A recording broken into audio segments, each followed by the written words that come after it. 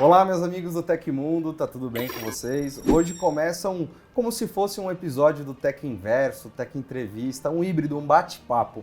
E hoje a gente vai conversar com o Edson Boaventura do canal Enigmas e Mistérios, é isso mesmo, né? É isso aí. E o Edson, para quem não sabe, ele já veio aqui uma vez no nosso Tec Inverso para falar de ufologia e o episódio tá muito legal, vai estar linkado aqui em cima.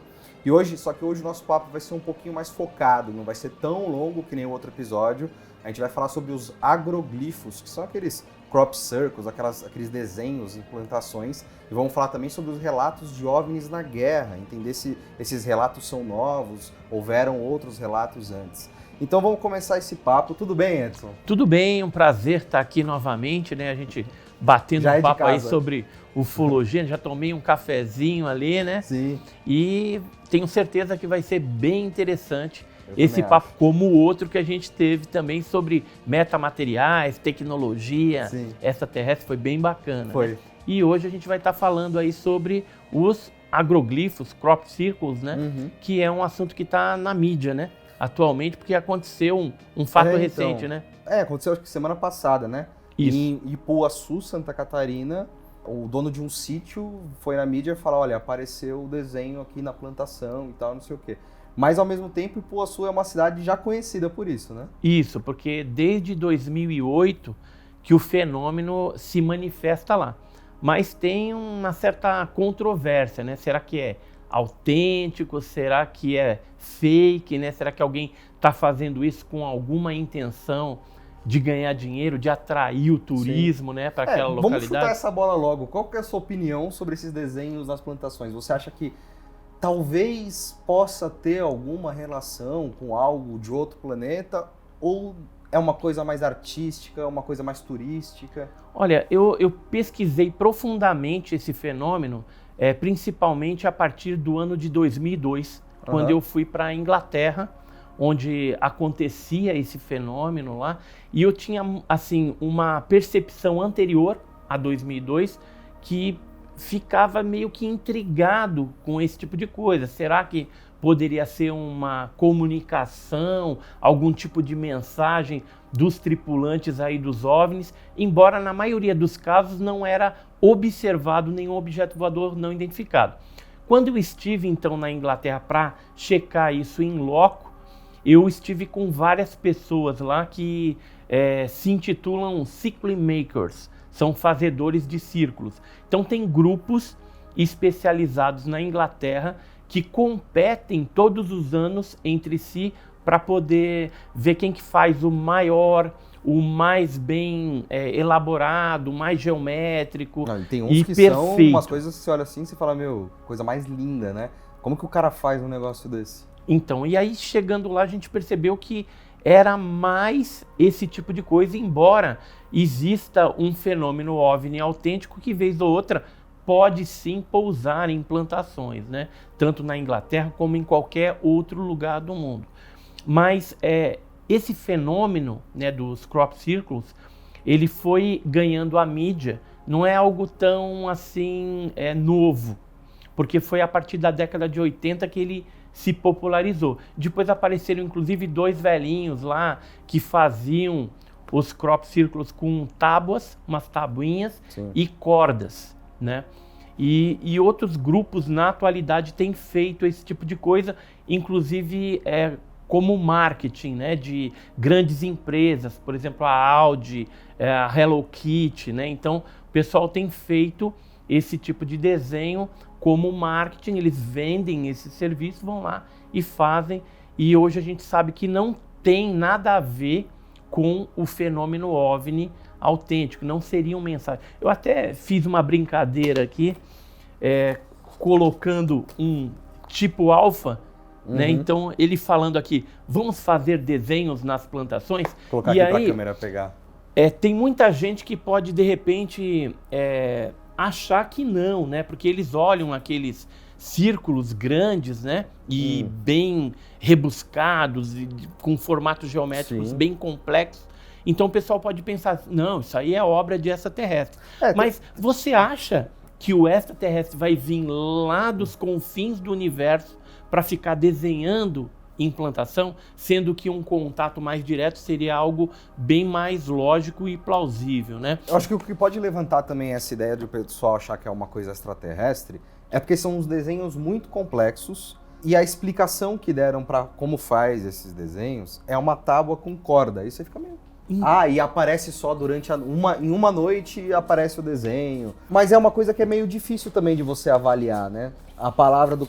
durou uma noite. O cara já tava olhando para aquele ponto e depois ele... É uma coisa que eu acho meio solta também para você acreditar que foi feita uma coisa tão complexa em uma noite só, né? Então, mas eles fazem em até, por exemplo, às vezes um bem complexo em 4 horas. Ah, é? É, durante a noite. E por que que é feito durante a noite? Porque durante a noite você tem o orvalho, que vem durante a noite toda e vai até amanhã.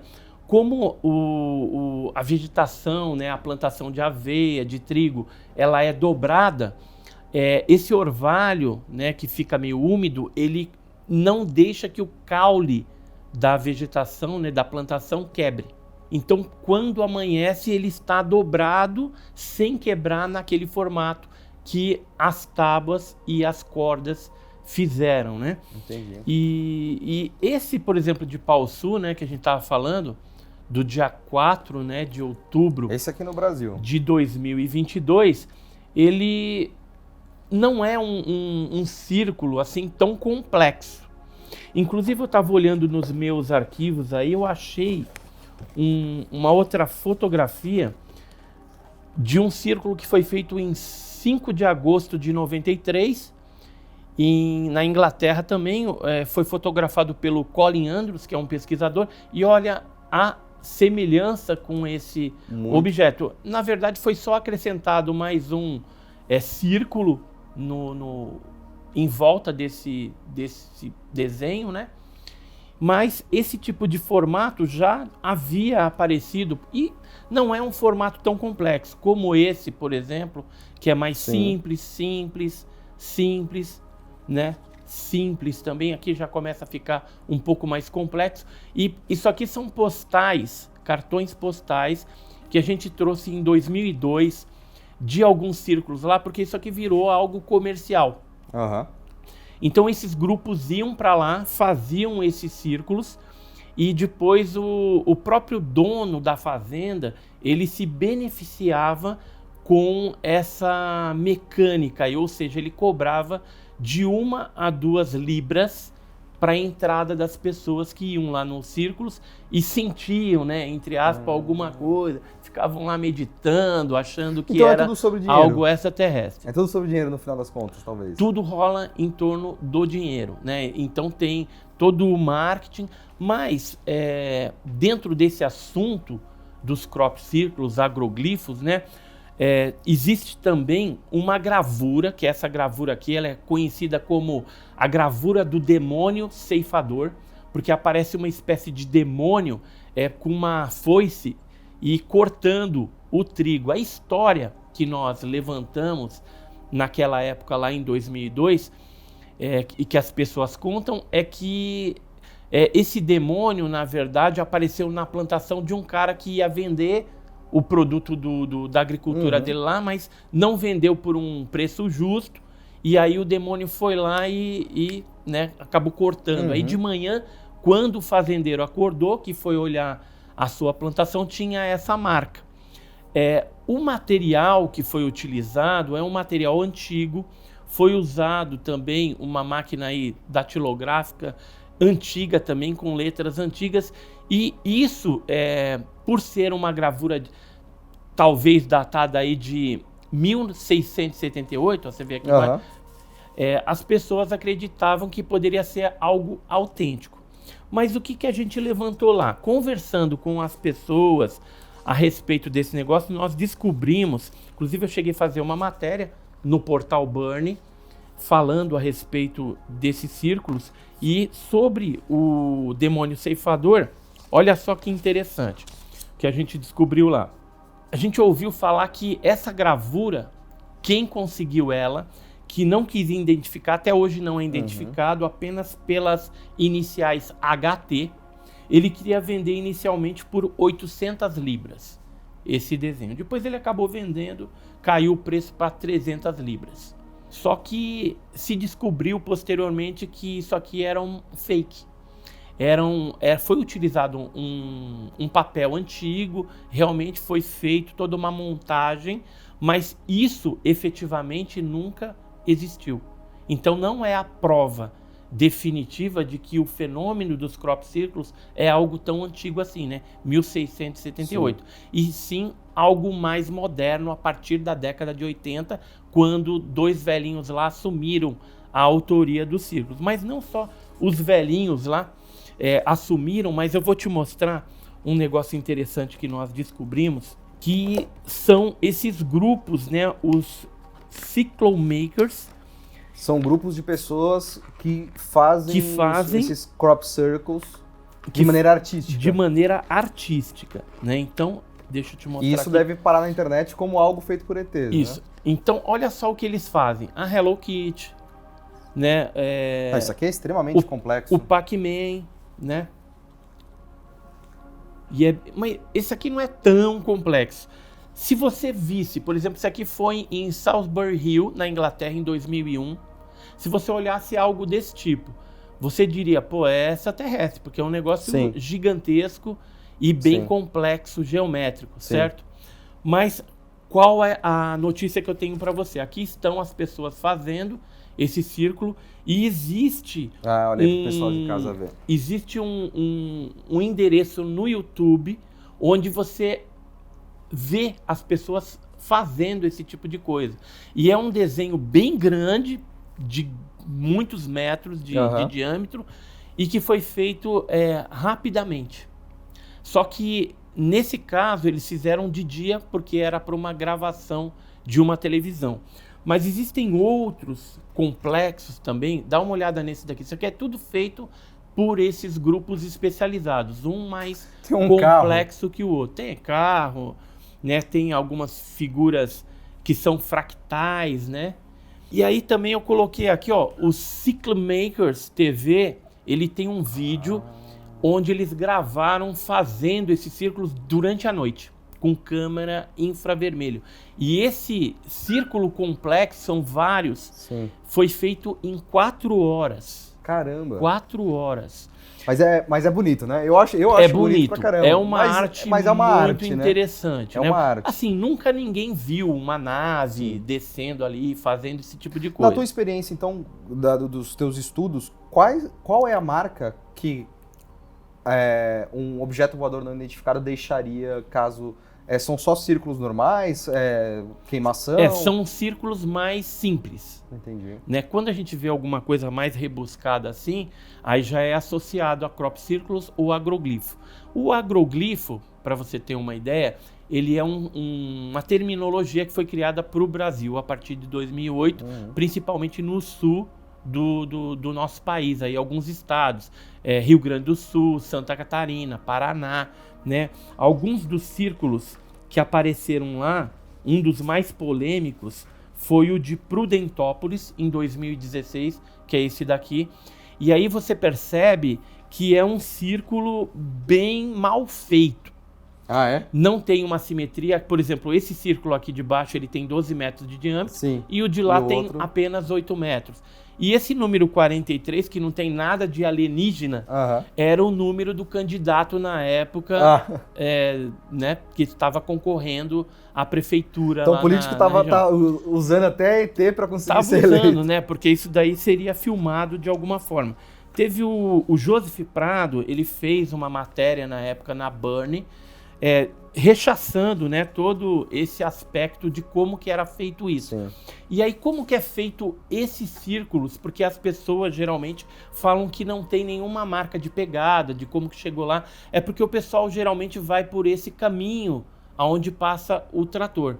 E a partir desse caminho eles fixam, pode ver que justamente no meio eles fixaram uma espécie de haste e a partir daí eles começam reproduzir todo um desenho que eles têm na mão e isso tem que ser feito à noite, né, com lanternas ali, e aí eles vão colocando esses pinos, tanto é que pessoas que foram nesses locais, justamente nos pontos de intersecção, encontravam sulcos onde ficava espetada essas varetas. Perfeito. E o resto é tudo feito através de cordas e de tabuinhas, né? De aproximadamente 20 centímetros. Entendi. Essas tabuinhas, para você ter uma ideia, deixa eu ver se eu tenho aqui.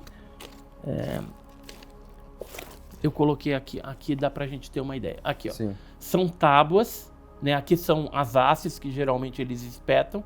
E as tabuinhas são assim, ó, de 20 centímetros, um pouquinho mais. E eles vão pisando. Então, para resumir esse papo de agroglifo, a gente pode falar que, para quem acredita que isso é uma coisa extraterrestre, não é.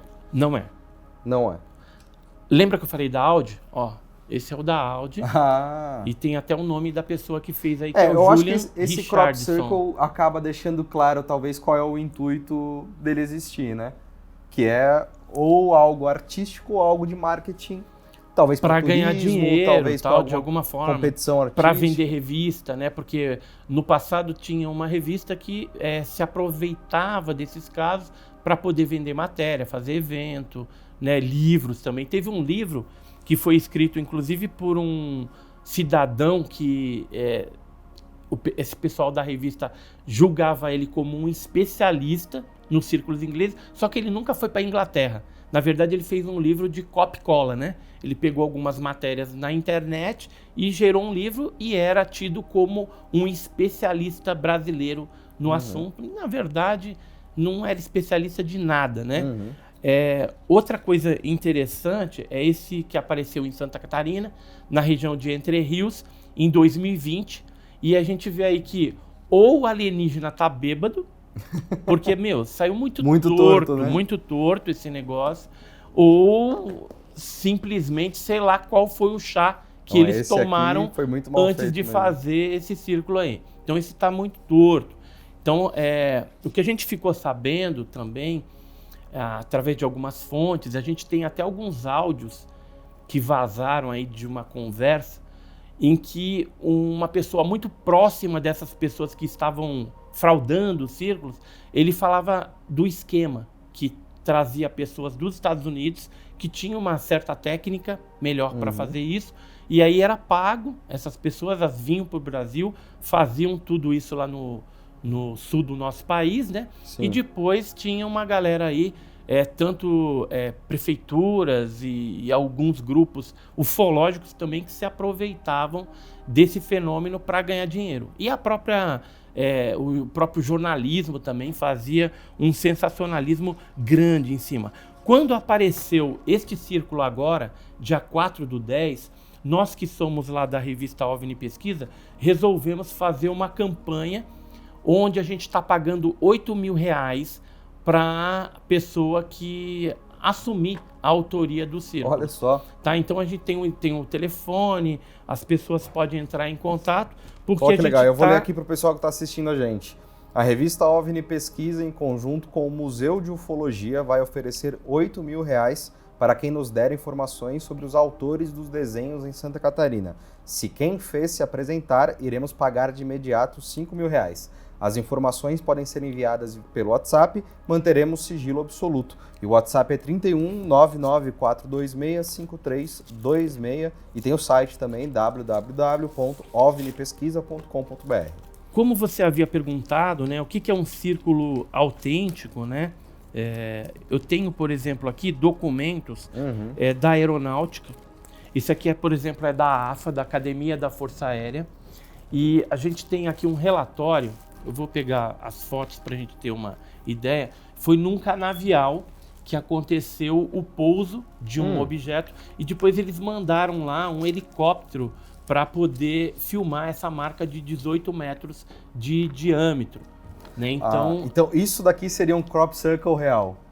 Exatamente, feito por um objeto voador não identificado que foi visto na localidade, né? E aqui são documentos, né, da aeronáutica sobre esse caso que aconteceu na AFA, que é a Academia da Força Aérea de Pirassununga. Fora este caso, tem outros casos mais interessantes. Deixa eu pegar aqui. Que, por exemplo, aconteceu em 1996, em dezembro, e a Escola Especialista de Aeronáutica de Guaratinguetá, viu os objetos luminosos lá e o objeto chegou a pousar num charco. Isso aqui é um charco com água, né? Pelo menos aí 1,5 metro de água, e o objeto ficou planando e chamuscou, inclusive, as pontas das taboas. Né? Esse é um caso autêntico e, inclusive, pesquisado pela Força Aérea. Tem outros casos, por exemplo, esse caso de São João da Boa Vista, que a gente também São teve todos bem uma similares, marca. né? São assim, similares. Não tem nada mágico no desenho, mas você vê que são mais simples. Parece mais um desenho, algo que foi pousado aí mesmo. Não tem desenho, não tem nada, mas parece que algo realmente... Isso, pousou ali. Então, Entendi. Os OVNIs, eles pousam vez ou outra e deixam essas marcas. Por exemplo, ó, isso aqui é legal, que dá pra ver bem melhor. Itapiúna, no Ceará, em junho de 2019, a gente chegou a, inclusive, fazer uma matéria, né, sobre esse caso, inclusive colhendo o depoimento das pessoas, né, que viram o fenômeno, elas desenharam, era um objeto meio alongado, parecendo um cilindro, né? Então, existem casos autênticos que, vez ou outra, ocorrem sim, mas a maioria deles são fakes, são fabricados. Perfeito. Bom, então, para mim, esse assunto de agroglifo está encerrado, porque eu entendi que que não tem nada a ver com OVNI, extraterrestre, não tem nada a ver com isso. Não tem. Então, dito isso, a gente pode partir para o nosso segundo assunto. Vamos lá. Que é entender mais sobre esses relatos de OVNIs na guerra, né? A gente fez um vídeo, um mini-doc, há uns 2 meses, falando sobre relatos de OVNIs na guerra da Ucrânia. E eu entendo aparecerem esses relatos porque, afinal, é uma guerra, é um conflito, e provavelmente as nações vão usar tecnologias, às vezes até desconhecidas, né? Um tipo de drone, a gente não sabe. Mas os relatos que você assiste, que você lê, você fala, meu, que coisa intrigante.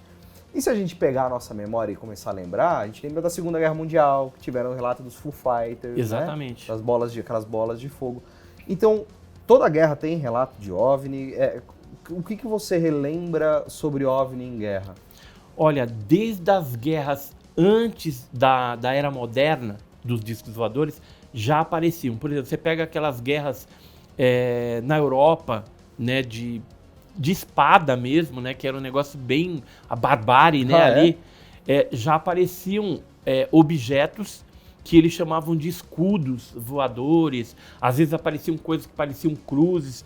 E isso geralmente está em literatura? Isso está em literatura e em livros antigos, né, e escritos, manuscritos, que falavam a respeito dessas aparições, que geralmente quando aparecia de um lado de um exército, aquele exército acabava ganhando a guerra, né? Então era como um presságio de que aonde o fenômeno sobrenatural aparecia, denotava que aquele exército ganharia a guerra. E geralmente ocorria dessa forma. Posteriormente, já na modernidade, a partir da Primeira, Segunda Guerra Mundial, a gente tem realmente os Foo Fighters aparecendo ali, que os aliados pensavam que era algum armamento secreto dos alemães, e os alemães pensavam que era algum armamento dos aliados. Os Foo Fighters eram umas bolas de fogo. Eram umas bolas de fogo que perseguiam os aviões, né? Eu cheguei a entrevistar, inclusive, o Fortunato, o Capitão Fortunato, que esteve atuando na Itália, né, no Vale do Pó. Sim. E ele chegou a me contar vários casos, né, que eles viam isso, reportavam para os americanos, porque eles estavam sujeitos ali à ordem dos americanos, e os americanos tentavam falar, não, que você viu, vamos dizer assim, fragmento de uma aeronave que foi abatida, etc. A gente falou que os Foo Fighters seriam até fogo-fato, né, gás, alguma coisa. Mas na verdade não era. Era uma forma de acobertar os brasileiros ali. Só que os brasileiros não são bobo nem nada. Aí teve um tenente lá, amigo do Capitão Fortunato, que chegou a bater uma foto. Aí eles mandaram a foto para os americanos. Os americanos pediram desculpa, mas mandaram eles ficar quietos, da mesma forma. Hoje existe no museu da Segunda Guerra Mundial informações a respeito de pilotos norte-americanos que viram esses Foo Fighters. Eu tenho no meu canal, no Enigmas e Mistérios, inclusive o áudio legendado de um desses militares norte-americanos contando um desses fatos, né? E eu já publiquei também no portal da Burn um relato também do Fortunato, né? De alguns outros pilotos da FEB, né? Da Força Expedicionária Brasileira, que foi para a Itália, que também viram esses OVNIs. Mas não é só a Primeira e Segunda Guerra Mundial que aparece, não. Mais recentemente, se a gente pegar a Guerra do Golfo Pérsico, que foi na década de 90, durante as transmissões da CNN, foi pego ali alguns objetos estranhos, luminosos. Acho que eu vi isso daí. Entendeu? E assim, ao vivo, né? Tava ao vivo, não tinha nem como tesourar e cortar. E aí apareceu. Aí o pessoal pensava que era bombardeio, algum tipo de míssil, mas na verdade eram os OVNIs ali dando o ar da sua graça. No caso da Ucrânia, que é uma guerra aí mais recente, Ucrânia e Rússia, a gente tem alguns relatos de aparições lá, mas tem que ser dado um desconto, porque existem drones atualmente, espiões aí, tem tecnologia bem avançada que pode eventualmente confundir. Mas eu não descarto também a possibilidade de existir OVNIs autênticos que estão aparecendo ali e observando esses momentos traumáticos da população, né, mundial, seria que como são se fosse as guerras. Um laboratório para eles, talvez? Você acredita? Se existe essa possibilidade, se partindo da premissa que os OVNIs existem e tudo mais, eles estariam aqui para acompanhar a gente, para ver o que a gente está fazendo. Justamente, há uma curiosidade por parte desses tripulantes dos OVNIs em ver esses momentos sanguinários aí, né? De guerra, de conflito. Então deve ter algum tipo de interesse. No caso da Ucrânia, especificamente, caiu na internet muitos vídeos também que são fake. Né? Então tem que tomar muito cuidado, né? Apareceu um negócio, isso e tal. Às vezes são propositadamente gerado alguns vídeos para gerar views. E o pessoal ganha dinheiro aí no YouTube. Né? Então o pessoal monta, pega vídeos antigos, faz uma montagem, diz que é da Ucrânia e na verdade não tem nada a ver. Eu cheguei até a publicar alguns vídeos também no meu canal desmistificando isso, mostrando, olha, esse vídeo que estão falando que foi na Ucrânia, não foi. Foi alguns anos atrás, na Califórnia, nos Estados Unidos, em outro lugar. Então o espertalhão foi ali, pegou e nomeou como Ucrânia e soltou. E aí viralizou na internet. Existe então, algum ponto? Tem coisa autêntica e tem coisa que não. Mas nesses vídeos, para você identificar que é um vídeo falso, existe alguma coisa que você pode olhar e você bate o olho e você fala, isso daí é falso? Tem Olha, alguma coisa que chama? A única forma de você detectar uma fraude dessa é você tendo o vídeo original na tua mão para fazer uma análise mais profunda com um software adequado, né, de análise desse material. E aí ter a fonte. Geralmente, quando é fake, você não encontra a fonte. Aparece lá informações genéricas. O capitão do exército filmou isso daqui, ou na cidade de Kiev aconteceu isso. Mas você não tem o nome de quem fez, não tem dados, às vezes não tem data correta, não tem horário. Então, não tem a fonte daquele material para que você possa chegar num veredicto final se é autêntico ou não. Quando é autêntico, geralmente você tem todos os dados, né? A fonte, quem que fez, em que circunstância. E aí, alguns ufólogos, quando identificam que isso vale a pena investigar, porque provavelmente seja algo autêntico, aí ele vai profundamente, vai no local, se for possível, vai ver, entrevistar as testemunhas, e aí sim vai chegar a uma conclusão de que é um fato ou não, ou é um fake. Eu tô pensando aqui, você, por ser um pesquisador, um ufólogo, tem a certeza da existência dos OVNIs, né? Mas muitas pessoas não têm. O que falta, o que poderia acontecer para essas pessoas começarem a acreditar, para quem não acredita? A gente precisaria do governo ser mais transparente, ter transparência sobre os relatos? Ou precisa descer um OVNI na Avenida Paulista? O que a gente precisa para que esse assunto, as pessoas comecem a prestar mais atenção? Eu acredito que não precisaria, vamos dizer assim, de um OVNI pousar na Avenida Paulista, não. Mas teria que vir um reconhecimento da vida extraterrestre por parte de algum órgão oficial, tipo NASA, ou algum governo, o governo norte-americano, ou russo, ou chinês, e aí sim a ciência colocaria um olhar diferenciado em cima do tema. E aí, sendo divulgado por um órgão, um país desse nível, com certeza o mundo inteiro teria que quebrar os seus paradigmas e teria que se reposicionar frente a uma realidade desse fenômeno e teria que conviver com isso. Porque a partir daí a gente sairia de um contexto terrestre, de cidadãos terrestres, para cidadãos cósmicos, né? Então seria uma abertura muito grande de consciência, de conhecimento que a partir daí desse contato viria, né, para a sociedade mundial, né, terrestre. Maravilha.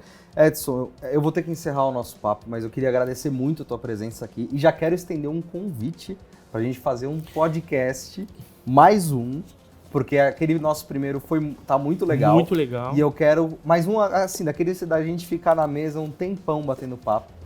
E só que antes da gente se despedir, se você quiser, eu queria que você deixasse um recado pro pessoal onde eles podem te encontrar. E eu vou te dar um presente. Você vai me dar um presente? Vou te dar um presente. Revista OVNI Pesquisa. Oh, que legal. Essa daqui traz uma matéria também sobre círculos, né? Então fala a respeito dos círculos. E essa daqui é a revista mais recente que traz a respeito de uma nova invasão de avistamentos que está tendo no Brasil e no mundo também. Ah, é? No Brasil tá um negócio de louco. Então eu vou ler essa reportagem e a gente marca o podcast. A gente pode marcar para falar a respeito dessa onda grande que está acontecendo agora.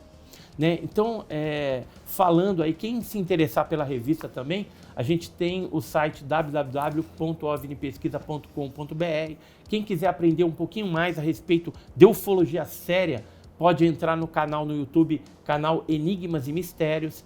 Quem gosta de uma camisa descolada de ufologia, de casos clássicos, né? A gente tem lá a Noite Oficial dos OVNIs, o caso do Caboclo Vilas Boas, que foi abduzido, tem Operação Prato, o caso do ET de Varginha, que é super famoso aí. Então, se você tem interesse de ter uma camiseta, algum produto assim, entra na nossa loja misteriosa, www.lojamisteriosa.com.br. Então, é isso aí. Ajuda a gente no canal Enigmas e Mistério, e também, se você não é inscrito no Tecmundo, no Tecverso, já aproveita também e faz a sua inscrição. É isso aí, Edson, muito obrigado pela sua presença, e eu de coração espero que você volte para a gente fazer esse podcast novo com mais assunto. Voltar. E pessoal, você que assistiu e gostou desse papo, vai assistir o nosso podcast anterior, deixa o like no vídeo, comenta aí embaixo se você quer o Edson de volta aqui, e vai seguir ele também no canal Enigmas e Mistérios, no Instagram do Edson Boaventura, né? No seu Instagram. Aí. E é isso aí, pessoal. A gente fica por aqui. Muito obrigado pela sua presença. A gente se vê no próximo vídeo. Um abração e tchau, tchau.